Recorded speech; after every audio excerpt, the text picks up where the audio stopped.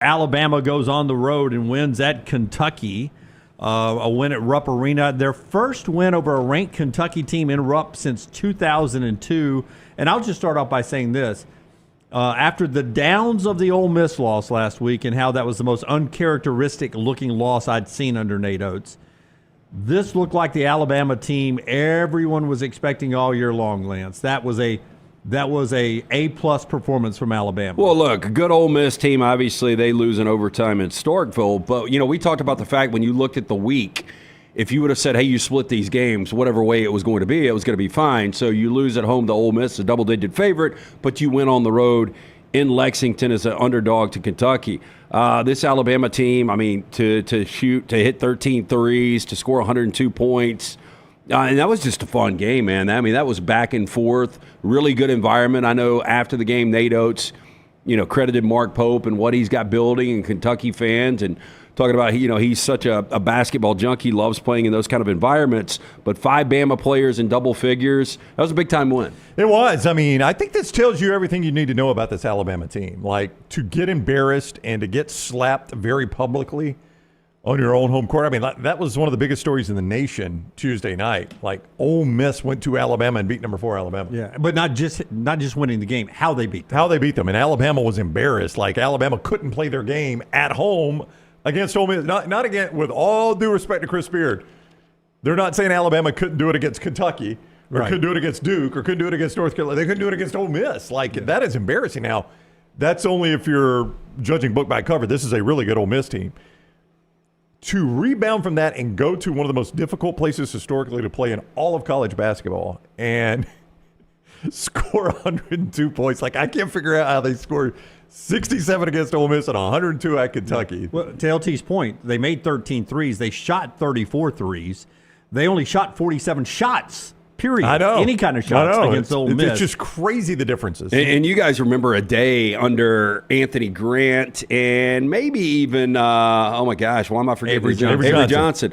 They couldn't hit free throws. Yeah. To go into Kentucky, shoot. Who has shot 34 free throws in Rupp before? Yeah. Only if Kentucky shot 44. Yeah. And they didn't. And to make 29 of the 34. Yeah. The Kentucky media was talking about that afterwards, by the way, that Wait. How did they shoot 10 more free throws than we did? In Rupp Arena? The questionable calls definitely went Kentucky's way still. Yeah. That one foul, and you saw Billis how do you call a foul there? I love this version of Billis, by the way. He's always been very good. He doesn't give a shit. He does. He's just like, I don't know how you call that a foul. We'll get to this later, but it's Troy Aikman. Aikman's the same way in the NFL. He does not mind calling out the league and the officials. The Mahomes call? Yeah, we'll get to that. I know, but that was a joke. But you're right. But jokes. That is the way Billis is. Billis will, and he's not killing the officials. He's killing the rule makers. Yeah. He's like, they're just calling what they're told to call, and these are awful calls. Yeah. Well, like they called a foul in the Auburn game, more on the Auburn game in a second. They called a foul in the Auburn game where there was actually no contact. Yeah. They said he was too close. He was inside the zone or whatever. I know. I'm like, what? Well, I think that was the same one that was on Sears, wasn't it? Yeah. It was the same thing. There was no contact. So there's got to be contact for a foul. I'm sorry. I'm old school. So now we're asking, with all due respect, age-wise, 50-plus-year-old guys that are going town to town, thousands of miles a night, every single night of the week. Running faster than they ever run. Running faster than they've ever run. We're asking them now to judge, are they too close? Not did they touch, but are they too close? That's a ridiculous ask of these officials. Well, what we're hearing, though, about this Alabama bounce-back win at Rupp Arena is this, that it was gut check time. And how would this team respond? They respond with a win. Here's Nate Oats after the win at Kentucky, 102-97.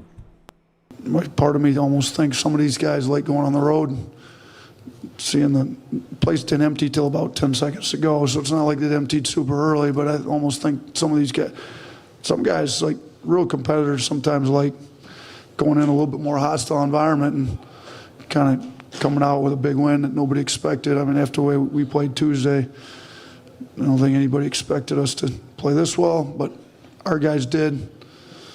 I told them we're going in there. I told them that after the game Tuesday, after Ole Miss, I told them that when we met Thursday, we are going in there and we are getting a win by any means necessary. If you're not planning on getting a win, just pack your bag because you ain't coming back on that plane. Yeah, we're going to get the win. Well, by I any think means necessary. Vegas almost expected. I mean, they were only a 2-point underdog, so it's not like is what I saw. It's not like it was completely out of whack that Alabama was going to win this game. Back to the fouls, though. When you do have 5 Kentucky players, 2 foul out, 4 have 5 or 5 have 4+ fouls. I mean, you typically just don't see that. But then you've got Alabama's leading scorer playing with 4 fouls. I mean, it was. I guess this is a storyline for this Alabama team. I feel like they face this a lot, right? Where they're, I mean, we saw it at Texas A&M. Yep. Maybe it's just the way college basketball is being officiated now. I don't know, but if there is a team in America that could handle this, it's Alabama. I mean, they got depth on depth on depth. Yeah. Deep and athletic. Yeah. And like if I was going to represent one of these players moving forward, Labaron Philon is the guy. Oh, I mean, he is going to be incredible. But for this team to win a championship, obviously Sears has got to be himself. Like Youngblood, a couple of huge threes down the stretch off the bench. But really, Grant Nelson, to me, you saw how good he was against North Carolina last year in the tournament, how good he was in the first half, and really for the entirety of the game on Saturday. I think Grant Nelson has got to be that type of a player for Alabama to take it to the next level. We keep talking about it on our podcast.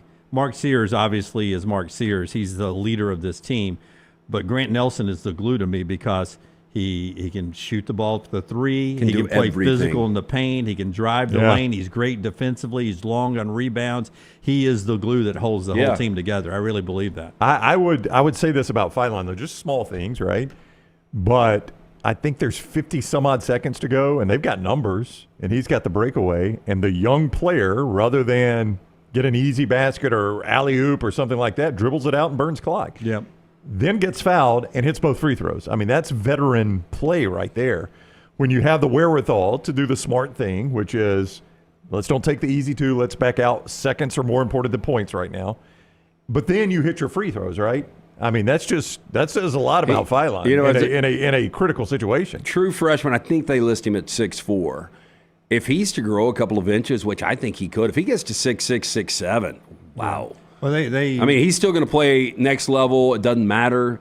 He will still be a very, very good 6'4" guard. But if he gets 6'6", 6'7", watch out. Yeah. So Alabama wins that game. They now have Vandy on Tuesday and then LSU on Saturday, both those home games. Vandy coming off a win over Tennessee. That's right. Vandy upset Tennessee. We've got the AP poll that'll drop later today. We'll see if Alabama drops after their loss to Ole Miss. Back to Philon for a second.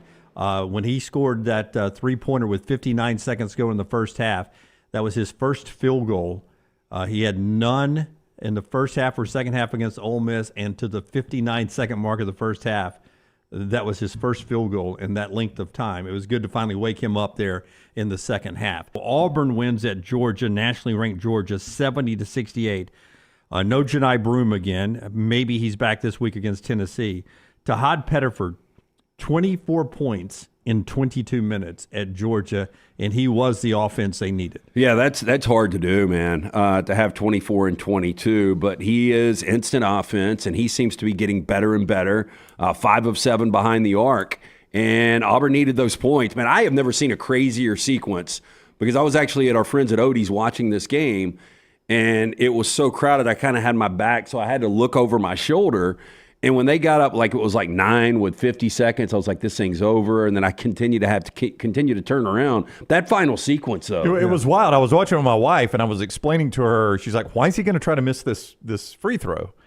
And I was explaining to her, he's got to hit the first one first. That's going to be, equally as difficult. That is the most difficult sequence in maybe all of sports, to make the first free throw, miss it, and be able to get it back for the tip. So, and I was explaining to her, I said, not only does he have to miss it, it's got to hit the rim. I mean, this is really, really difficult to do. And then it goes out of bounds, and I'm like, well, Auburn caught a break, and then somehow they got 0.3 of a second on the clock. I just don't think that adds up, honestly. But it seems like It seems like they had 3 chances with a second left. I know. I don't know how they did it. Georgia had 3 chances. And by the way, that last shot. Oh, it was unbelievable. If it had gone in, it would have counted. If you're looking at the light. Yeah. Oh, look, the way Mike White diagrammed that thing up. I mean, I thought the 3 from the corner was going in on the steal. Yeah. And that would have been a walk-off. Yeah. And then I had to explain to my wife. I was like, okay, now there's 0.3 of a second. They can't catch it and shoot it. They just got to tip it. And she's like, basketball has way too many rules. Yeah. What is going on here? But don't you think that sequence is difficult? Is somebody throwing a perfect game? Yes. To miss a free throw. Yes. And then to have a tip off an inbound. both those to miss a free throw, get possession, and have a tip off an inbound in the same trip down. But by the that's way, impossible to do, and Georgia didn't do it. It is also impossible, and hear me clearly, it is impossible where there's 0.6 seconds left in the game and the ball gets touched by somebody and has to land out of bounds. That's what I'm saying. For that to only take 0.3 There's seconds. no way. That's impossible. Yeah. That's manipulating time. And I'm not even sure there was a foul on Denver Jones to begin with. I think the whole thing that started that sequence didn't even exist. The clock running there at the end was asinine. They kept going to the monitor, and I was like, there's no way you can – this is not the Matrix. He can't touch the ball. Nobody can touch. I don't care who he's out on with 0.6 seconds, and it land out of bounds, and it still be 0.3 seconds. No, it can't happen that fast. That's what I'm saying. The physics didn't work. You can't speed it up that fast. I think we all agree now, winning in Athens at Stegman, I mean, that's difficult to do. They're a different team when they're playing at home. And, I thought this number will go off 4.5 to 5.5. It went off 5.5, 6. I know Furman said it was going to be closer to double digits. But, I wonder what Chaney Johnson you're going to get. Because you go back against Mississippi State, and we were like, damn, you didn't miss anything. The numbers were the same. I mean, 17, 8, and 4. He was 7 of 10 from the field against Mississippi State. And, boy, this was look, if you can just meet in the middle somewhere, right? Yeah. But, I mean, I think what you're saying is these two games would have been exactly the same with Janai Broome playing. Is that what you're saying?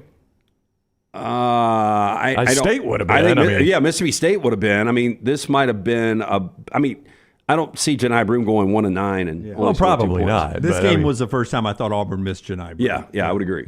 Yeah. But they found a way to win. So, at the end of the year, nobody cares you won 70 to 68. And here's Mike White on what he saw from this Auburn team without Janai Broome.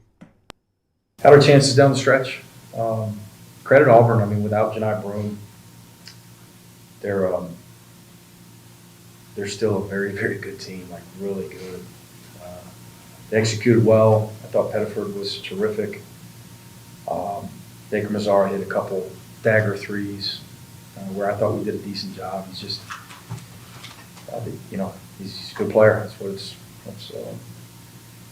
That's part of it. Just discouraging because you only get a chance to compete against number one every so often, and you're right there. Feel for our guys because guys play really, really hard, but so did Auburn. Yeah, that number one thing beside your name. Yeah, you hear you only get to compete against number one so often. It does amp up the other team you're playing. Oh, there's no doubt. Auburn's got a massive target on their back, and so far they have dealt well with that. Now, listen, these road games have been tough. Even with Broome, that South Carolina game was in danger, and it stayed in danger without Broome all the way to the end. This game wasn't as close to being in danger, but Auburn never could really distance themselves from Georgia. Georgia just kept hanging in there. It was just difficult for Auburn to put that game away. I don't know if Little T came up with the nickname Primetime Pettiford or if somebody else did, but that's what the guy is. It's just like every time there's a big moment for Auburn, it's Tahaad Pettiford that is having a big game. I think she has it trademarked on the basketball show. Good. Primetime Pettiford. Yep. I mean, that's who he is. You look at the big games they play, and that guy shows up.